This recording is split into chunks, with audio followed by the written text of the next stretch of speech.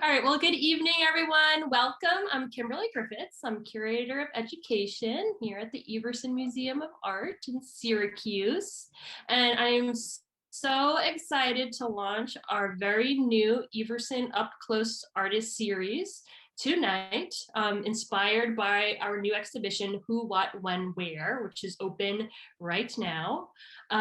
Before we get into our talk, though, I just kind of wanted to plug a few things and share some things with you. And those are three guest speakers this evening.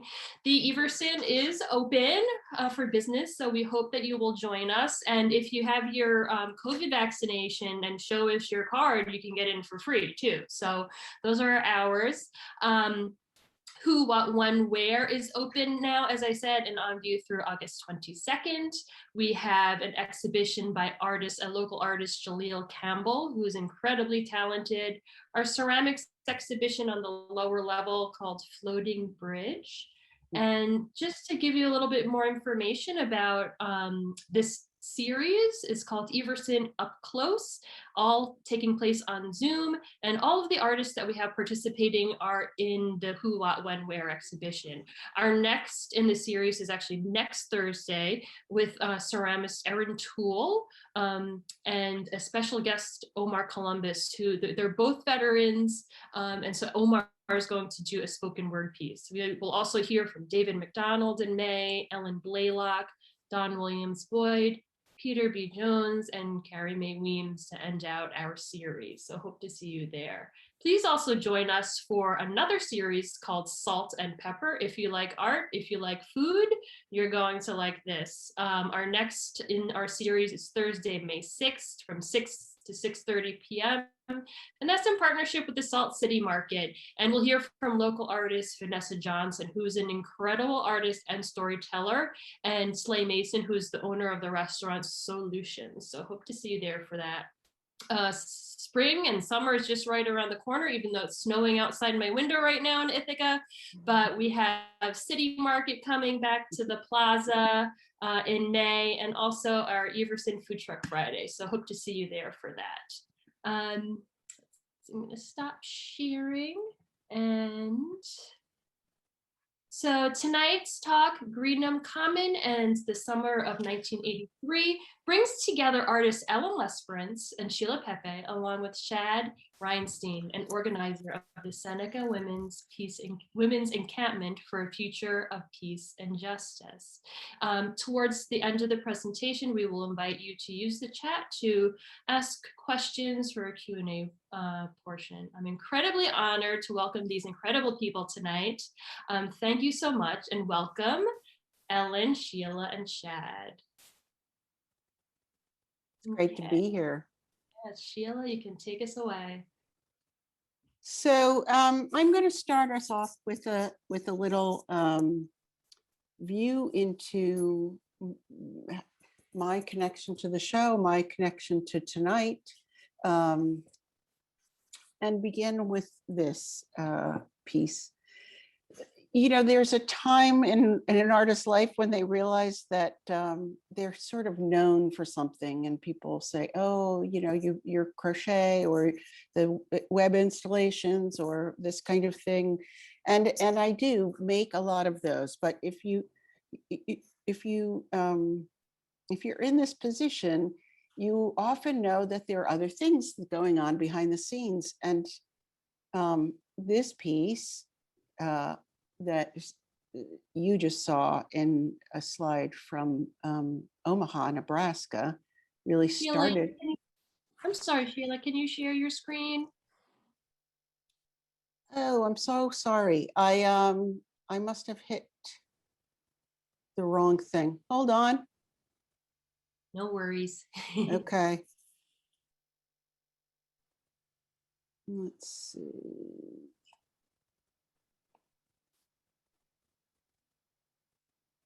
Okay, so it's saying to me that the host has disabled the participant screen sharing. That's probably what my problem is.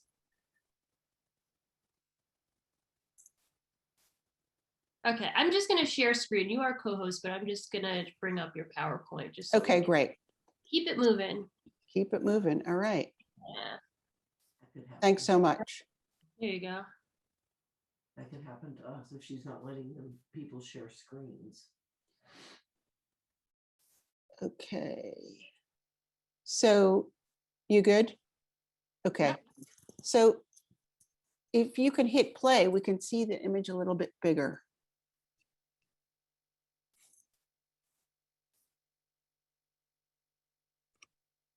Great. Next slide. There we go. Okay, so there's work, web work, a piece installed at the Bemis Center. Next slide, please. And here's the information about that work. Situates it a couple of years before it's made. Next slide, please. And so here you might recognize these tall ceilings and high walls. Here the work is again installed at the Everson. And if you're lucky, like me, you can see that work in the context of other things that have gone on over the years. And know that that context not only has to do with other work that artist, meaning me, has made over the years, but that there's a deep backstory about how the crocheting came to be, how the motivation to even start crocheting and make this work came to be. Next slide, please. And so I'm going to take you back to the year 2000. Let's see the next few slides in succession. Or perhaps it's 99 when it opened. This work was one step on the way to crocheting in big spaces alone. And at the core of it was this idea that I was going to take the shadow work and make the object using a process that my mother, Josephine, taught me how to do. Why was that? Next slide, please. If you take the work one step further back, it's because I was making this shadow drawing, wall drawing object work that was very much trying to show a kind of internal intersectionality, to try to marry things that were extremely different, both abstract and representational. But as this picture shows, I had a great need to pull the work out of this egghead patriarchal daddy's space. And so I began to crochet like the mothers before me. Next slide, please. Next. The backstory of the backstory is that as artists, we all stand on precedents, both public and private. As an artist, as a young person, and perhaps soon to be an artist, I didn't really know. I saw this object, something that made me quite confused. And I think it's always this wonder of when you are in a space that you can't explain something. You're looking for art to mean something to you, and you look at something that you just simply can't understand. Next slide. And then that very same year, you see something that makes perfect sense to you. This is a work at that time I could see and read twice over. I could see the ecclesiastical, very contemporary design that I could find in my Roman Catholic church back in Marstown, New Jersey. The ornaments, the chalice, the embroidery. They didn't offer us a fork and knife at my Catholic church, but I could see the stylistic and the formal things. I could also see the idea of the Last Supper, an icon of the Western tradition. And I could totally see that Judy Chicago was making a feminist statement that all women get a seat, should get a seat at the table. Next slide. You know, we share precedents in our work that are not part of our private life, that are only part of our public canon, let's say. This is one work that I like, that I say is a synonymous to my crocheting, something I stand upon. Next slide. And again, Duchamp's Mile of String is another work that I stand upon in the canon of Western civilization. Next slide. And so is Faith Wilding. Although I began crocheting to link a different set of feminist or set of women artists. I don't know, my mother was a feminist, probably not. But that this making a link to the mothers, even when you find them after you've begun your project, you really want to embrace as part of the precedent. Next slide, please. And so this is the start of the thread that lands today. This is the kind of what I like to call lesbian decor, this weaving of a web with the flowers and the double axe. This is also a part of my culture as a lesbian feminist that grew up in a certain era, that I want to pull forward and preserve as a part of my cultural life that has not made it into the canon yet. Next slide, please. And here's the person that started that idea of weaving the web in my local community in then Boston, Massachusetts. And if you look above her head, we have the beginning of a story. Next slide. Okay, again. So how did I get to meet Katie Van Doors and her weaving of the Wicca's web? I worked in a restaurant, Beatles Lunch. Then you can go through the next few slides at will. I went there to work right after I got out of art school, and very happy that my friend Zoe Perry Wood took these photographs. I give you information about the kind of images they are because it says about when it was. Look, there's smoking going on. And here's the staff of Beatles, some of the staff at the end of the day having a late lunch. We served breakfast and lunch, and then I would say about 3 or 4 things would calm down and everybody would eat something and chores would be done. Next slide, please. Here's a lesson in hollandaise on the other side of my back. Again, next. There's Sally giving Zoe the evil eye and Margaret being very focused on her work. It was an amazing place where we worked together. We made a space for ourselves. It was by us, for us. And it was one of the very few places that we could all relax in the daylight without having to go to a lesbian bar. Next slide. And there's Jane, someone who knew, who connected me to another group of women who become very prominent in the story. Next. Here's Jane and Rivette. This is Jane. Jane will say, I will do it for you. Just relax. You don't think I know how to do this, but I do. Very intent on her work. And you can tell it's definitely, I can tell right now that Margaret, I can see Margaret from the back and know that she's having a cigarette then too. Next slide. So this was a group of women who we talked about everything. We talked about politics, about art, about our vision for the future, a place where we would feel comfortable in our own selves at beyond the walls of a lesbian restaurant where everybody was welcome, and beyond the walls of a lesbian bar or some other safe space when we could be all. Jane was a filmmaker. Many of us wanted to be artists and writers, where we saw a different future ahead of us. Next, please. And so everywhere I went, I kind of thought that this was a way and a place to bring people together. Next.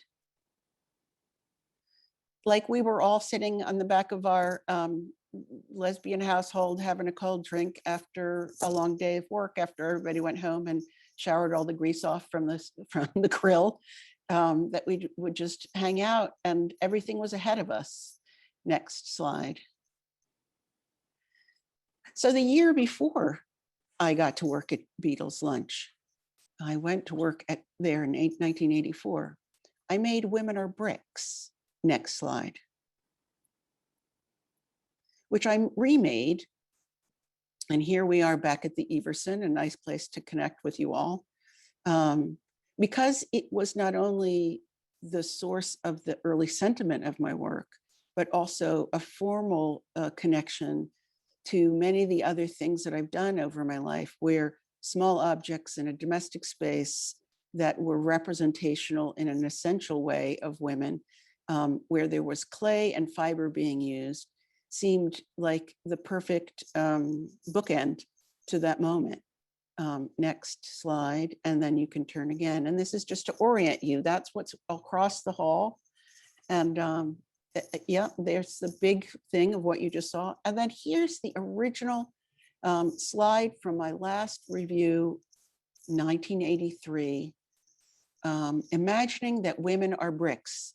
And there on the wall, little diagrams of where we could go and reconfigure ourselves wherever we needed to be to make things better in the world. What that meant at the time, I was not sure, except for I thought it was making art. Next slide, please. And here we have Diana Davies' photograph again. Now we know I first met, next slide. I first met Katie making those webs for, in the old Cambridge Baptist Church for the Sonia Johnson lecture. It was part of her presidential campaign. I had known Diana Davies just maybe a short period of time, maybe months. And then she introduced me to Katie, and they both said, basically, hey kid, do you want to help us do these webs? And they had done the podium. So we went out to the front or the back, I don't know, the entrance of the old Cambridge Baptist Church, and we did all the railings and then some. Next slide. And there Katie is on the back of her own self-published book. Again, there at telling us where she is at the Seneca Army Depot in 1983. And so, you know, the lives, the mothers, these mothers, Katie and Diana and even Jane, are part of, along with my mother Josephine, the premise of my work. Their culture is something I want to bring forward. Next slide. So here is, and I will show you when I get it off, Katie, known as Axe Maker to the Queen. This is my axe. This is the axe that I bought from Katie soon after I met her, because all the women I knew had one, and we all wore them, and it's some of the best art I own. Next slide. And then here Katie is. This is something, this is an image that Shad shared with us. It's a film still from the Seneca space, Seneca campground or encampment.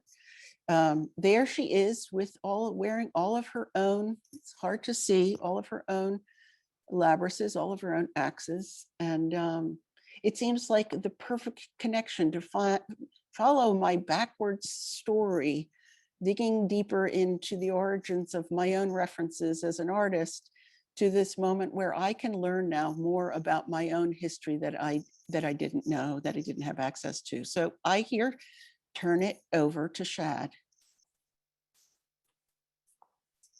Thank you for running that. Thank you, Sheila. That was beautiful. Okay, Shad, do you want to try sharing your screen? Sure.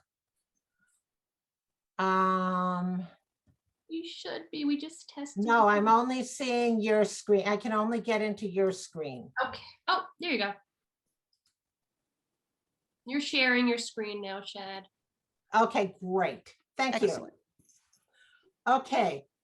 So when I want to thank Kimberly and the Everson for inviting me to do this presentation. And when I started doing it, I found it much harder than I expected to. There was so much stuff that happened that summer. And to talk about the peace camp and the creativity of the protests and the women there in 15 minutes is really hard. I know that I've left out a bunch of things. I know that I've left out a discussion of race and in both the organizing committee and the camp itself, a discussion of lesbians and lesbianism in the organizing committee in the camp, the role of religious women, how the US press portrayed the women's peace camps and how international press covered it. Maybe we can talk about some of these things during the question and answer if people want to. I definitely have thoughts about that. So in 1982 and 1983, President Reagan invaded Grenada, bombed Libya, and started the Iran-Contra affair. He deployed 572 cruise and Pershing missiles to Europe. These missiles would be loaded with nuclear bombs that were 15 times stronger than the bombs that were dropped on Hiroshima and Nagasaki. In response to Reagan's militaristic policies, a peace and anti-nuclear war movement was developed in Europe, North America, and Australia. Two relatively new movements, the women's peace movement and the eco-feminist movement, combined to create the Women's Pentagon Actions in 1980 and 1981.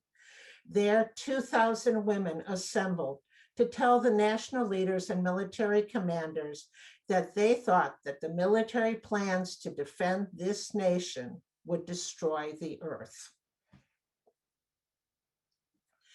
In September of 1981, 36 women from a Welsh group called Women for Life on Earth chained themselves to the fence at an English Air Force base to protest the US placing cruise missiles and nuclear weapons there.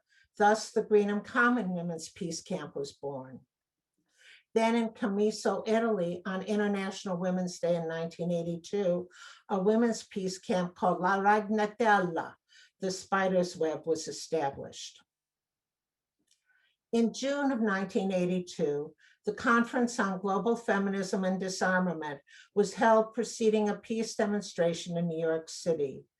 US women attending the conference realized that it was our nukes, the US nuclear weapons, that were being placed in the other women's backyards of Europe.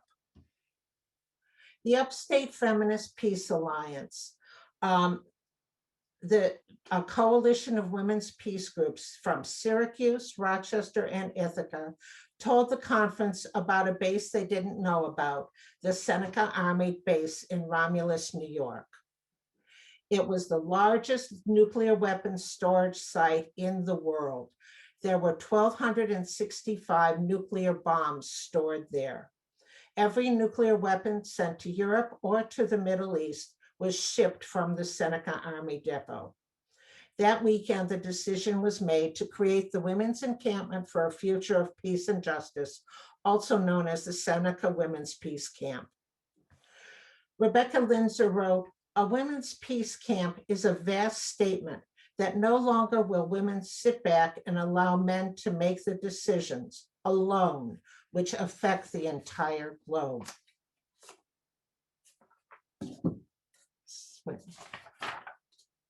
Women from all over the northeastern United States and Toronto, Canada, began to meet regularly to plan the peace camp. We decided to create a legal campsite adjacent to the Seneca Army base so that women and children could come there safely and protest and not have to be arrested. Others could come and do civil disobedience. We worked with the women of the Onondaga Nation, the indigenous women's region from that region. A group of religious women from Rochester focused on buying the peace camp land, a 51-acre farm with a rickety old farmhouse that shared a fence line with the base. It had no water or no septic system, but in 6 weeks, scores of volunteers created the Seneca Women's Peace Camp. The peace camp was based on several principles that included nonviolence and consensus decision-making. We had to respect each other, which meant respecting women who had different beliefs, races, and lifestyles.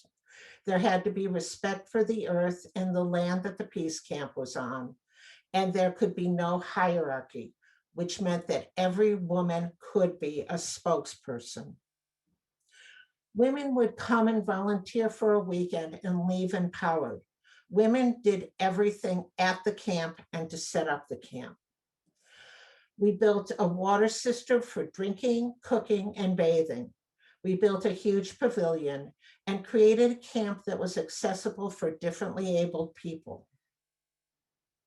Women who were blind, on crutches, or in wheelchairs all did civil disobedience and were part of that camp all summer.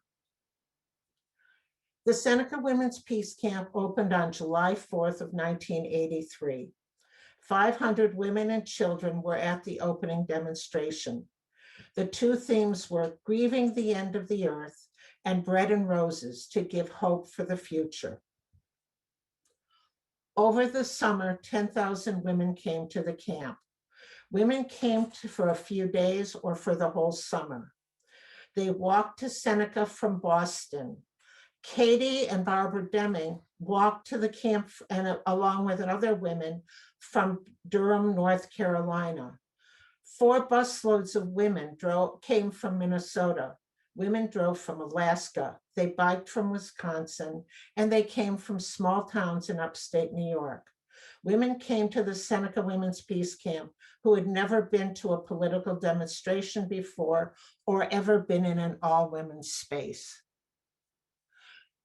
The peace camp had legal status, but was plagued by military harassment. Maida Tilchin wrote, "I slept by the nuclear arsenal. All night, the big Army helicopters roared over my tiny brown tent, flashing their lights, their loud spinning rotors disturbing the summer night air. It was not a pleasant place to camp, and I wondered if they had the crosshairs of their bomb sights set on my little brown tent." There were demonstrations planned every weekend of the summer. The first time a woman did civil disobedience at the base, she was given a ban and bar letter. The second time she would be arrested. About 1,000 women were arrested for doing civil disobedience.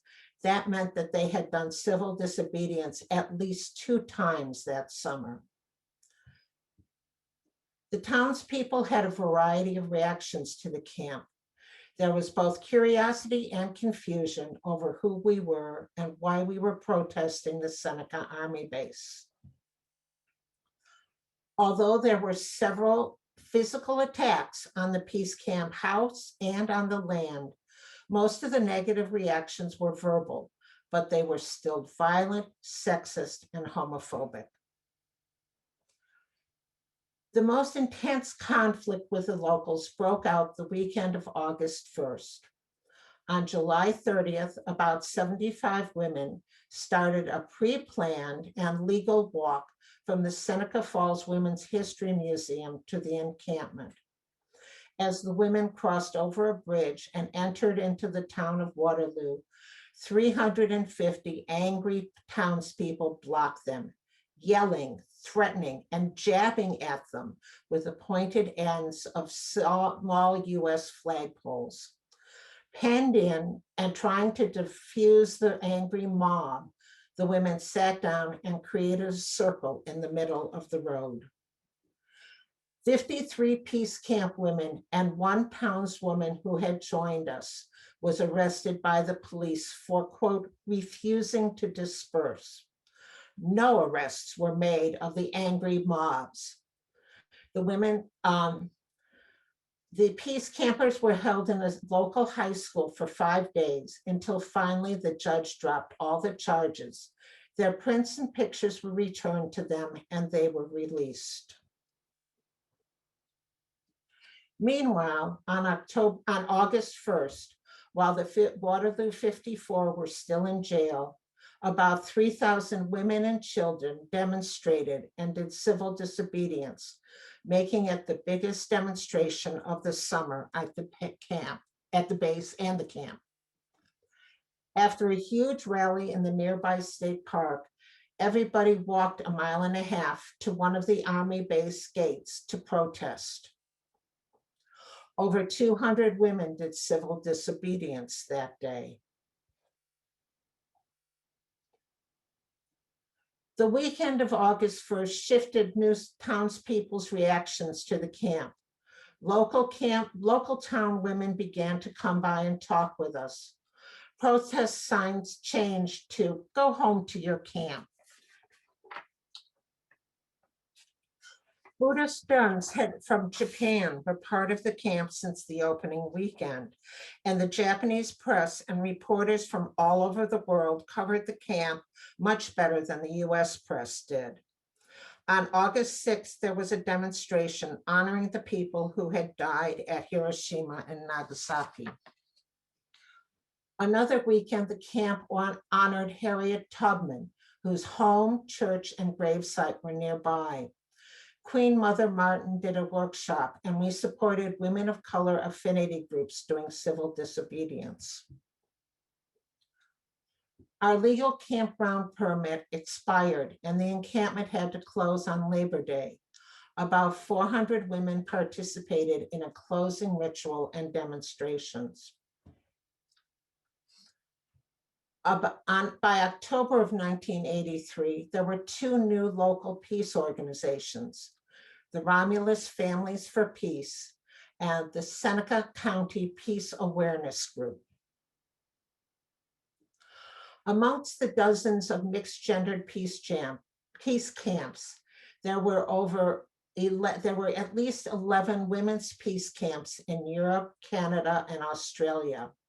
And there were at least 6 women's peace camps in the United States that were started by women who were connected in some way to Seneca. The cruise and Pershing missiles were deployed, unfortunately, to Europe in the fall of '83. But the nuclear weapons, all 1,265 of them, stored at the Seneca Army Base, were secretly moved from there sometimes in 1984 or 1985. The Seneca Army Base was closed in the year 2000. Local peace camper Cindy Sangri was asked to be on the committee to help supervise the government's cleanup of the base. I will be talking about the creativity of the women at the camp and their demonstrations at Seneca in a few minutes.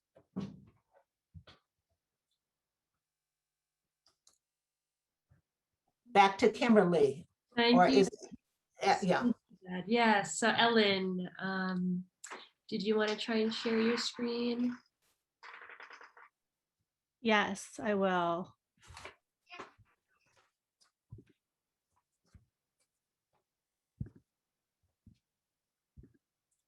Okay.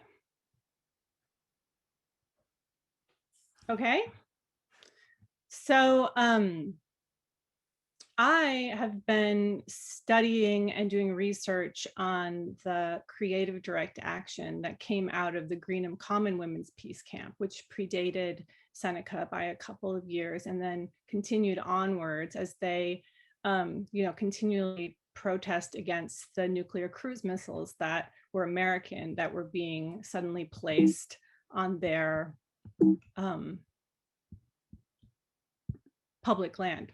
So this is a picture of Greenham Common to give you a sense. This is circa 1983, so it's about the same time that Seneca was taking place.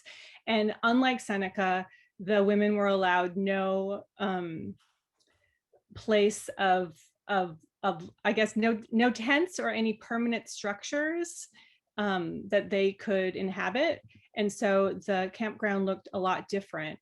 This is a bender, which is what was the preferred place to reside. A bender is a sapling that gets bent over and then kind of tied down so that none of the wood is chopped down. And then tarpaulins go on top of it and sheeting, and you can see that there's paintings and drawings on top of the sheeting. You can see that there's a landscape and there's maybe some figures on the bottom. These are some campers decorating bolt cutters, which were employed by everyone to try to get onto the base to demonstrate how unsafe it was and how easily accessible this nuclear military base was by the general population. She's explaining. And interestingly too, the bolt cutters were referred to as black cardigans. When there was a call for people to come for demonstrations at Greenham, they said to bring your black cardigans, which is related to knitwear. But this is a group of Greenham campers that are singing, and so singing and songwriting and the subversion of popular songs like by the Beatles and by Bob Dylan and the Police were popular. There's Greenham songbooks that you can look up online, and there's just dozens and dozens of songs that are poetic and moving and funny and rowdy. So these are some of the Greenham musicians, and they have costumes on, and they have rainbows as their halos or their kind of ornament around their faces. You can see that there was the decoration of the peripheral fence. It says, "I want to live." I've been going to the UK, to Wales and all over England for the last decade, trying to, as Sheila was talking about, piece together the work of our foremothers, and specifically the work of our foremother knitters, and recognizing that there was a type of creative making at Greenham Common which was specific to knitwear, and that their knitwear was this space on their bodies where they could embellish their idealistic kind of identities, or they could have words emblazoned on them, and when they were reproduced in the media, it was a way to speak as an image. You can see on the right, there's a camper that's wearing a Labris sweater. It's a homemade sweater. Clearly, both of the sleeves are different. The woman on the other side of the book has this amazing flame vest. So I've been going through all these different archives, rephotographing photographs, getting in contact with past campers, looking at film footage, video footage, television footage, to try to get together as many examples of this knitwear as possible. I'm going to go through a few of them. This is the Labris. So this is about 1982. This is an image from the London School of Economics Women's Library. Another Labris, there's this Labris, and then there's this Labris, which is the double-sided axe. This is a Fair Isle sweater of two women kind of reunion hugging outside of Holloway Prison in England, in London. It's the major women's prison there, where the Greenham campers would be placed when they were arrested. And you can see that there's a Labris armband in that Fair Isle sweater. So it's interesting to me that there's, like, in this, you can see that there's this wave motif above it. There's these motifs that have had prominence in textile use for literally thousands of years. And then there's also these homegrown kind of symbolic order that was established at Greenham that they incorporated into this tradition. And it moves me every time I see it. I'll never get sick of it. Here is another Labris sweater, super ornate Labris sweater at Greenham Common, kind of interlocking, almost medieval looking Labrises. It's such a beautiful sweater. And then I'm just going to go through some of the symbolic usage that they used. That book that I showed you, I got it printed. It's a self-published book through a show that I had at the Baltimore Museum of Art last year. Any proceeds that that of the book through August, I am giving to an Instagram handle called Greenham Women. So there's a group of Greenham activists, past and present, which are reuniting this summer to try to they're going to restage the walk, the initial walk from Cardiff, Wales to the Greenham Common. I take a week and fundraising right now to do that. So if anybody wants to show them some support, they're at Greenham Women on Instagram. But so here we have the women's pictogram. It was really popular at the camp in knitwear. It was a really easy symbol to knit in. Sometimes there was a peace symbol that was inside the circle, so it became women's peace really easily. Here's a sweater with the women's symbol. This is a beautiful sweater. This was found at an archive for a photographer named Jane Bone, who worked for The Guardian. So I went to that archive in London and went through her negatives, and some of the negatives had been printed. This one luckily had, so you can see the detail of it. There's the women's pictogram. There's women's pictograms on the shoulders. There's this beautiful mourning armband on her arm. And then this one is specifically for Sheila. I wanted to show her the webs and the way that the web was such an important symbol for Greenham Common, because the web is this delicate, tenuous thing, and its strength is belied by how delicate and tenuous it is. But it just takes one piece, one person, one woman upon another, upon another, upon another to build it, and to build this thing that has incredible strength and links things together in this really dynamic, organic way. So there was lots of webs at Greenham Common. You can see in this sweater, it's just like this glorious sweater of a web with, it looks like an orchid inside of it. And there's a peace sign, there's a labrys, there's a women's pictogram, there's the celestial sky. So it's a lunar landscape, which is a feminine landscape. And this is a photo by Janine Weidel, who let me come to her house and look through a stack of images that hadn't been touched in 30 years. So this is an amazing sweater. And the people that made these sweaters, I mean, Greenham Common had these 9 different gates, different encampments of women. And there was one encampment that was the Red Gate that was organized for artists. So why don't we know anything about these artists? Why don't we know their names? Why don't any of these sweaters still exist? Why weren't they kept? Were they kept? Where are they? I feel like it's this underrepresented art form that I want access to. Here's another sweater with a teardrop over the kind of pelvis area, and there's a landscape above, but they're building this giant web, giant web that has helium balloons stuck to it. So again, with this energy towards proving how dangerous and how easily to trespass, the idea was if you put tiny bits of tinfoil in these helium balloons and you float this giant web mass above the base, it would completely dismantle all the radar capacity of the base. It's just like epic. And then webs also were these things that were really effective in complicating police access to protests. And you can see right in the middle that there's a camper that has a woman's pictogram on her sweater. And then this is the only garment from Greenham Common that I've ever found. And it is from the Feminist Archive South at the Bristol collection at the Bristol University. And it is a web shawl made up of these different colored flowers that are web-like. And for me, it's like holy, holy, holy object.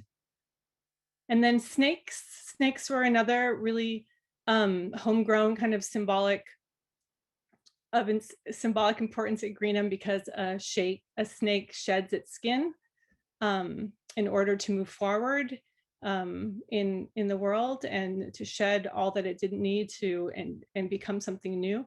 So this sweater has the snake, and then the snake was also this kind of organizing structure for saying breaking into the common as like a human centipede, where, you know, there was lots and lots of women participating in a snake that was made out of bed sheets that were sewn together, each one with its own message.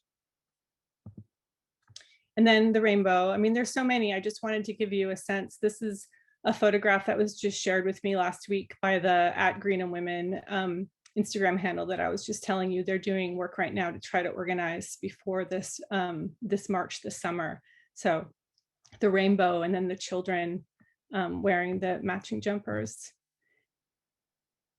So many sweaters, so many. And then my own work, like, so this this sweater right now, the thing about sweaters is that they're knit from patterns. And one way to bring those objects back into our contemporary world or into our future world is to recreate them. And so my paintings are patterns for those garments, which a person that knew how to knit could follow. They could count stitches, and they could count rows, and they could cast on what they needed to and follow it. So these paintings have sleeves, they have a front and a back. So a lot of the images are mirrored if the front and the back is the same. And then they have usually pants. And then the title of this piece comes from a Greenham song called Lily of the Arc Lights. This is another painting of that initial Labrys sweater that I showed you in the book. And this is text. The title is text from a letter that a Greenham camper wrote to another Greenham camper on the 10-year anniversary of Greenham Common, which is incredible text.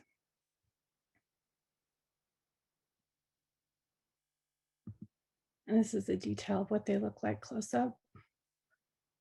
And then, then sometimes I remake them. So it goes from the source image to the painting to me recreating the painting, and then it's an object in the world again. And so this particular sweater has been lent out since 2015, so 6 years. It's been lent out to women or anyone to perform a self-defined act of courage. So it's gone all over the world, really. It's in Dusseldorf right now. So.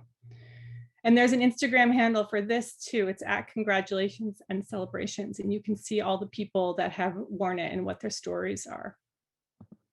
And then this last two slides is the piece that the museum has, Black Gloves, God's Eyes, and the source image for it, which is this image outside of Holloway Prison again. It's a Greenham Common encampment outside of Holloway Prison. And this woman is wearing this coat with the fold over giant and a Peter Pan collar and a skirt and these black gloves. And the symbol on this garment is a God's eye.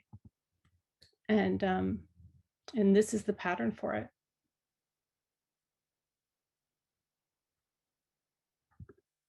And that's all I got.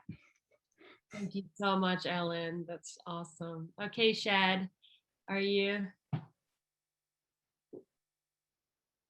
Sheila, you're on mute. Are you ready for some more, Shad? Yeah. You're on mute, Shad. Ellen, that was amazing. It was. I just want to say, Thanks. yeah. I thought of you with those webs. I want to show you more. Yeah, it's all good. There were so many themes there that you had. We had a small postcard of a Babylonian sculpture with the snake goddess with the two snakes in her hands that we had pinned up on one of the refrigerators at Beatles. Another one. Yeah. Shad, I think it's you. Kimberly, can you see my screen? Or is it, or not yet? Not yet. And while we're getting you up, Ellen, did you recreate them by knitting them or having someone else knit them? Oh, no, I knit them. I knit them. I think that's the whole point, right, Ellen? Just, Yeah. Yes. it's all about the knitting. It's all leading up to when you can knit it. Yes. Yeah. And Shad, I'm happy. Oh, there you go. Here we Okay, go. they're great. Exciting. Alrighty. That's not the first picture. Okay, let me get back to, that is actually the last picture, not the first picture. Sorry about that. Where am I? I can share screen. I've got it up if you want. Oh, there you go. There. Oh, No, that's the other one. The other wait a one. minute, nope, that's the wrong one. Sorry about that. Okay, Shad.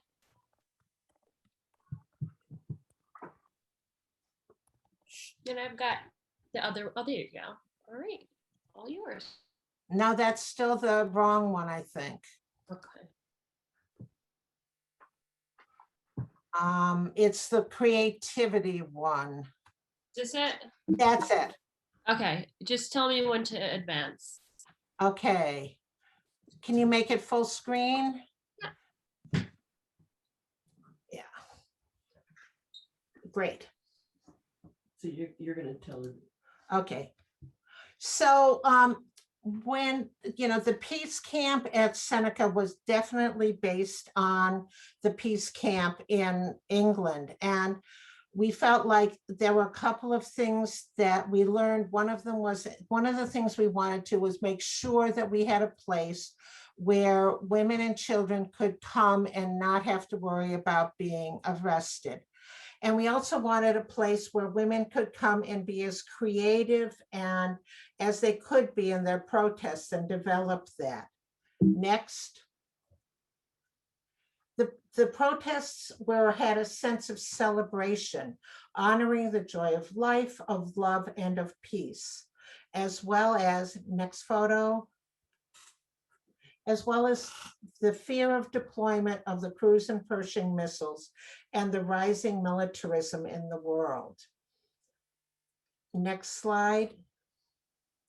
So there was a difference in the very beginning in the organizing committee between the more political women and the more artistic women about what types of images and what kind of demonstrations were going to be happening at the peace camp. But it was all done consensusly, with consensus. So a consensus was finally reached by having several different kinds of official posters. Next one. The art that the peace camp became known for was its hand-painted pillowcases. They were hung on clotheslines, strung between the trees at the encampment. Next slide.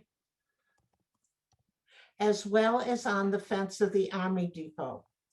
This ongoing creative work was facilitated by Helene Elan, who was a well-known political activist and artist in New York City, who was already using pillowcases nationally and internationally in her artwork. Next slide.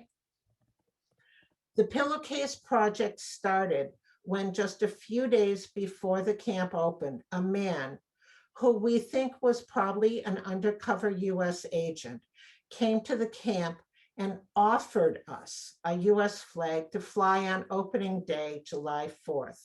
Next slide.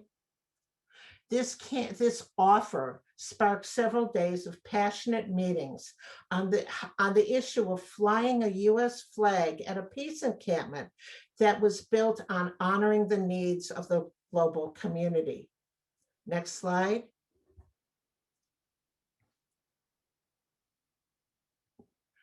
Finally, after 15 women representing all sides of this issue announced a consensus decision only after they had met for 7 continuous hours on one day. Next slide. The camp would not accept the US flag, but camp women could make their own, quote, flags to fly at the camp. And some of these flags contained homemade US flags.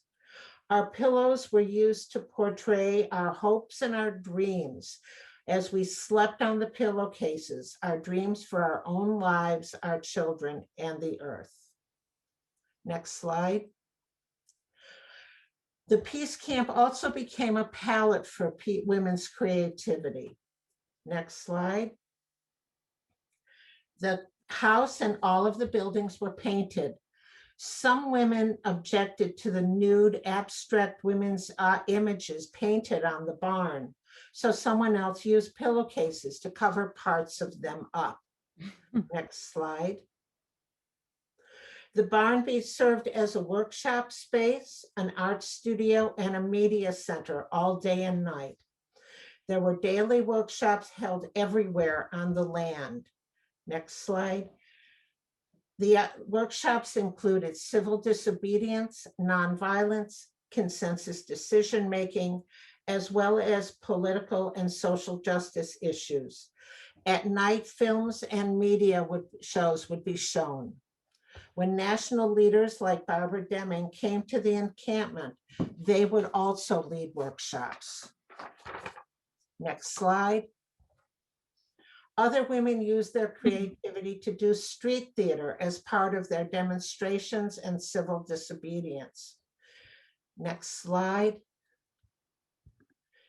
Dance, music, poetry, and even astrology were incorporated into actions.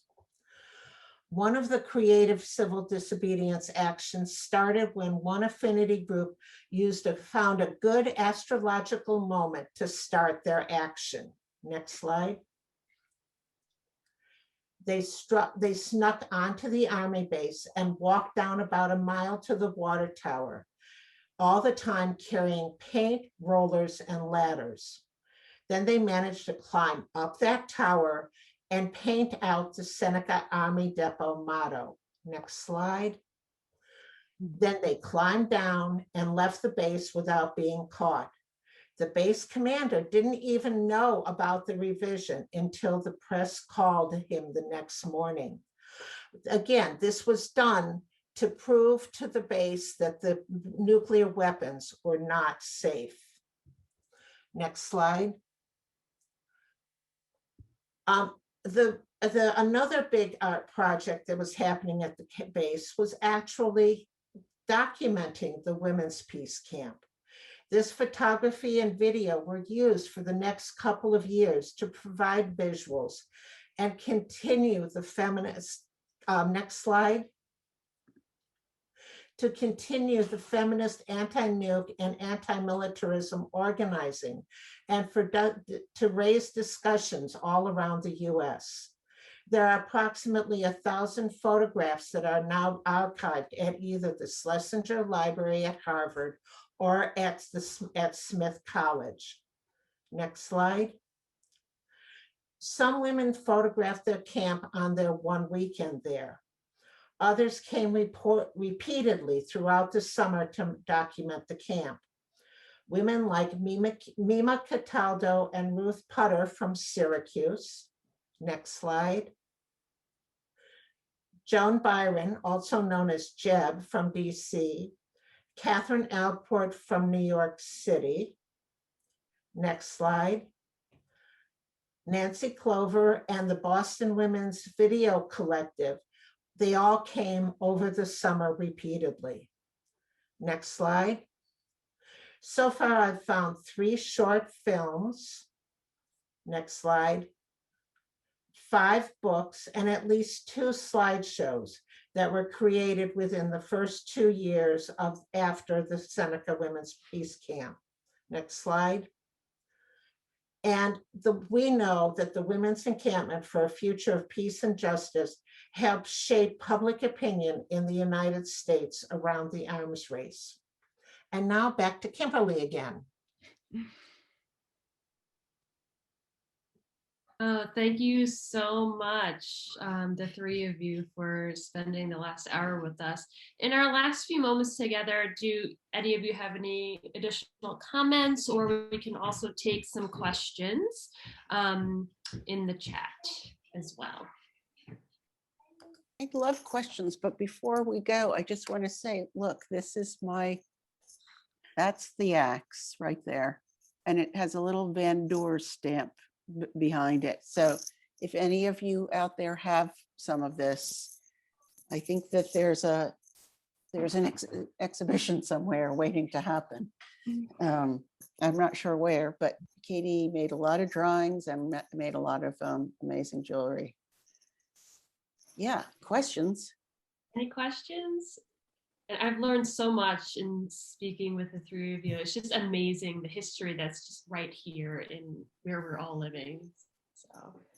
So Kimberly, why don't you choose a question and just throw it out at us? Okay, well, in our chat, there's a lot of thanks to you all. You know, I would ask YouTube questions or YouTube, Kimberly. I have some ideas about what happened.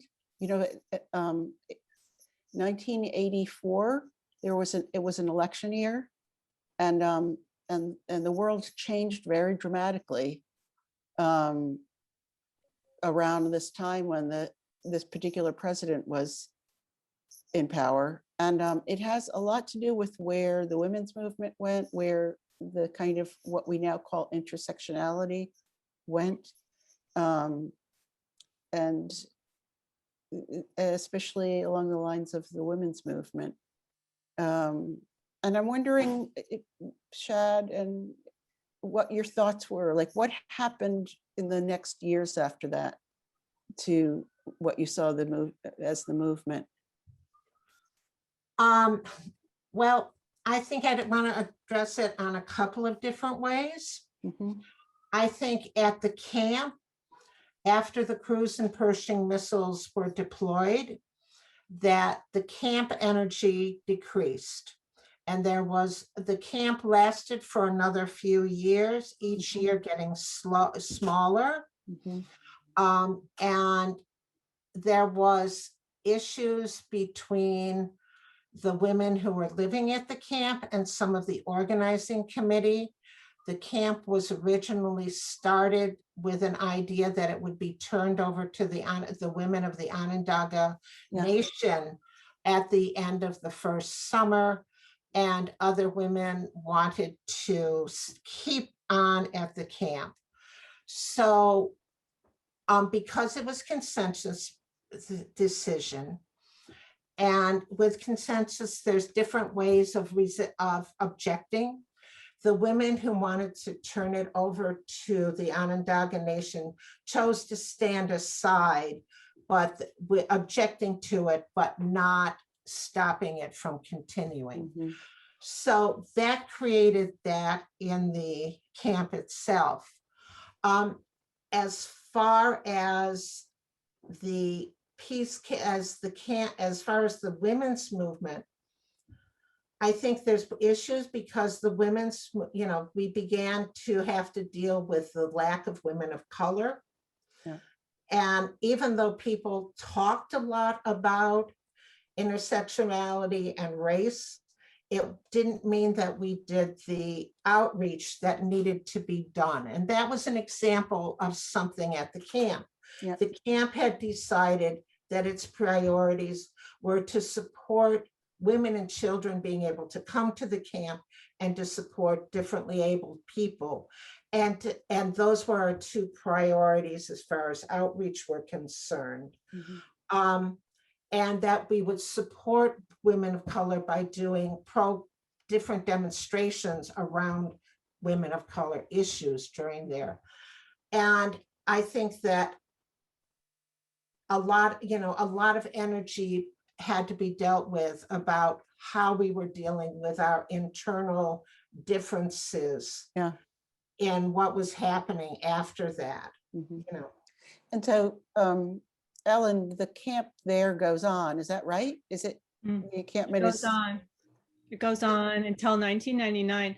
it doesn't have as huge of events as it does in the beginning. It has its like the most population in 82, 83, 84, and then starts to decline towards the end of the 80s. But there are people that stay, and there are actions that are organized there, and they want to stay until it's secure that there's a memorial that's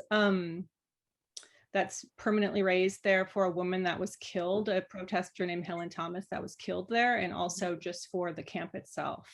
And when you ask what happened, because it's interesting to me because it does go on, and it's curious to me that then the artifacts and all of this stuff disappears. You would think if it went on, there would be some continuity in saving the culture.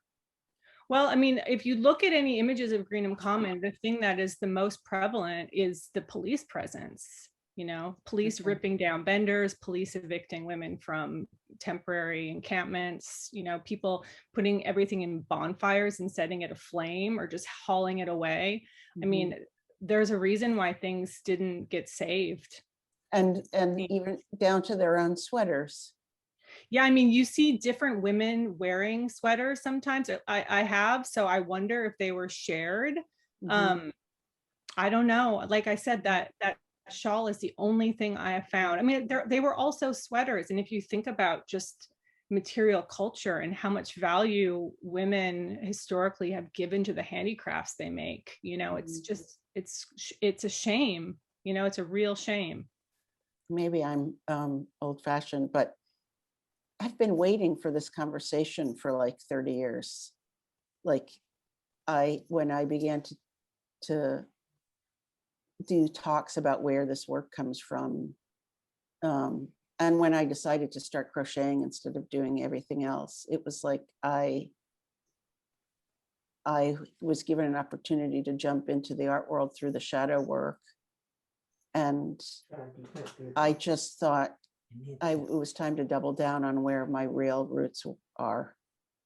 And I think the canonical gentleman and Eva Hesse, thank you, is given a route into the craft use, the fiber use, the homespun stuff. And the fact that it was just a thing I learned when I was a kid and I could use it easily.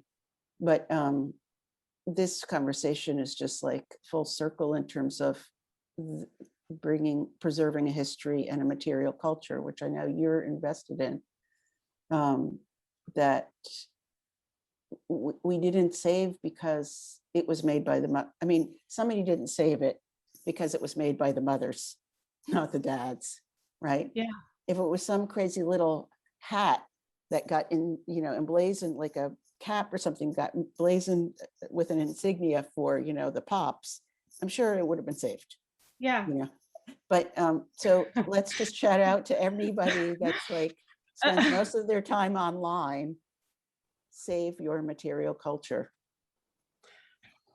And Ellen, I want to say that the difference between one of the reasons we chose to have a legal camp and actually buy land was because we saw for a year or so what was happening at Greenham. The same thing happened in Camiso, where they went in and bulldozed all the Camiso Italy women's camp. Yeah. And we decided that we wanted to be someplace that was safe and put our energy into creating that piece of land. But at the same time, I don't know what happened to all of those pillowcases. I know that the pillowcases were went to the Michigan Women's Music Festival for an art exhibit there, part of the political tent. I know that they went to New York when the cruise missiles were sent to England and Europe. A group of the pillowcases went to New York City and were hung outside the UN, and women protested by sleeping under those pillowcases outside the UN that time to do that protest. But I have no idea where any of those pillowcases are right now. Yeah. I mean, the textiles in my experience are invisible. You know, they're totally invisible. When I tell people that I'm coming to an archive to look for jumpers, you know, or I tell a photographer I want them to look through their negatives for jumpers, they say they don't exist, they're not here. And then I look and they're always there, always there. You know, the other side of it is that the way that I watched Katie and Diana do these, they didn't just do one, like they would make a web whenever a woman would speak in a patriarchal location, right? That was their way of, it's like the early smudge or something, but it was just like it was the white girl smudge. And a lot of times if they had statues of men and stuff, they would drape over them so you couldn't, or portraits. I remember at Amherst College once, they draped all the portraits. You couldn't see any of the men. It was just women speaking. But one of the things that I learned from them, and then later in my life, more consciously from Nancy Spiro, is this idea of infiltrating a location with material culture and then making it evaporate. And the kind of use value of that, kind of like taking a space in a way, and then leaving, and being able to do that repeatedly without getting caught. And I think the tide has turned enough that it's time for people to get caught, right? I mean, and I think the work that you make is very much about the preservation of the object and the preservation of the information to make the object, which is, you give it to us in a very particular language that is read by knitters. A knitter is like, looks at that and they can read it like you could read a page of text. Yes, the audience so it's like really coded, prioritized. Yeah, no, yeah. It's not for you, it's for you. Yeah. And then if you want to just look at it as a grid painting, fine. Like you're under the modernist guise, but you're really making it. Yeah, we both play the shapeshifter. There's a question for you, Ellen. Why did you become interested in this in the first place? In Greenham? I've been knitting just like Sheila. My grandmother taught me how to knit, and I've been doing handicrafts since I was a kid. But I met a woman at a feminist commune in New Mexico named Nick in 2005, who was an ex-Greenham camper. And I had never heard of Greenham in 2005. And I was kind of shamed that I hadn't heard of it. And so it just like started this deep dive into it. And then when I ordered some books, of course, my brain, you know, the first thing I see is, oh my God, look at that sweater. I mean, if you remember the two women hugging outside of Holloway Prison with the Labris, I mean, I'm such a knitter that I used to work for Vogue Knitting in the 90s in New York City. So, I mean, like I look at those Labrises and I'm like, I've never seen anything like this before. What is this, you know? And going to the London School of Economics, maybe a decade ago to look at their Greenham archive, I found some incredible sweaters, and it's just made me obsessed. Like I need them to all be together in one place. You know, I need people to know about them. Mm-hmm. That's great. There's another question. The depot is on Seneca Nation and or possibly Cayuga Nation territory. Do you know why Onondaga was preferred to the Haudenosaunee group, who were indigenous to the land where the camp was located? So the area of New York State was actually the Iroquois Nation, which was five different nations that were all led by clan mothers. And the Seneca was more closer to Buffalo and Rochester. We worked with the Onondaga because those were the people who had a reservation area in that Finger Lakes area. So whether or not the land was from the whole five nation indigenous group in that area, and it wasn't split the way the white American settlers and British settlers separated it into the five nations. It was more separated by clan mothers. And so, but it was the women who were there in that region at that point of time was the Onondaga Nation. So that's why we worked with them. Any last thoughts before we sign off? I'd like to thank the Everson for making space for this and for the exhibition for including this history. It feels amazing. Yeah. To thank the three of you. This was an incredible learning experience. I feel like this is just the beginning of our conversation, and we can do so much more with this. And I encourage everyone to come see the exhibition. It's incredibly powerful and can kind of help ignite a lot of conversation that is so relevant in our world right now. So thank you, Sheila. Thank you, Ellen. Thank you so much, Shad. It was a real pleasure. Thanks, Ellen and Chad. Thank you, guys. So Bye, everybody. Have a And great of course, thank you, Kimberly. Oh, you're welcome. And thanks Thank everyone. you. Thanks everyone for joining us from across the country. Bye-bye.